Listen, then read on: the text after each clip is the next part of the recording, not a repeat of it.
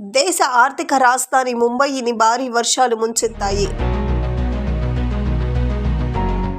నైరుతి రుతుపవనాలు విస్తరించడంతో మహారాష్ట్ర పరిధిలో వర్షాలు దంచి కొడుతున్నాయి. ముంబైలో రోడ్లపై ఎటు చూసిన వరద నీరు ప్రవహిస్తోంది. జనజీవనం స్తంభించింది. ముంబై కర్ల జీవనాడిగా పేర్కొనే లోకల్ రైళ్లు సైతం చాలా ప్రాంతాల్లో రద్దయ్యాయి. కొన్ని చోట్ల రైల్వే ట్రాకులు సైతం నీట మునిగాయి. సిఎఫ్ఎంటీ నుండి తానే వరకు 2 మార్గాలలో స్థానిక సర్వీసులు నెమ్మదిగా నడుస్తున్నాయి. సెంట్రల్ రైల్వేలోని బాండూప్, విక్రోలి, హార్బర్ మార్గాల్లో కింగ్ సర్కిల్, వడాల, తిలక్ నగర్ వంటి లోతట్టు ప్రాంతాలు వర్షం కారణంగా జలమయమయ్యాయి. ఉదయం 8 గంటల తర్వాత లోకల్ ట్రైన్ సర్వీసులు సాధారణ స్థితికి రావటం ప్రారంభమైంది. కాగా ముంబైలోని వివిధ ప్రాంతాల్లో ఆదివారం అర్ధరాత్రి 1 గంట నుంచి సోమవారం ఉదయం 7 గంటల వరకు ఏకధాటిగా 30 సెంటీమీటర్ల మేర వర్షం కురిసినట్లు బృహన్ముంబై మున్సిపల్ కార్పొరేషన్ తెలిపింది. వర్షాల కారణంగా బస్సులను దారి మళ్లించినట్లు బెస్ట్ ప్రకటించింది. ముంబైలోని అన్ని ప్రభుత్వ, ప్రైవేటు స్కూల్స్, కాలేజీలు ఉదయం తరగతులకు సెలవు ప్రకటించింది.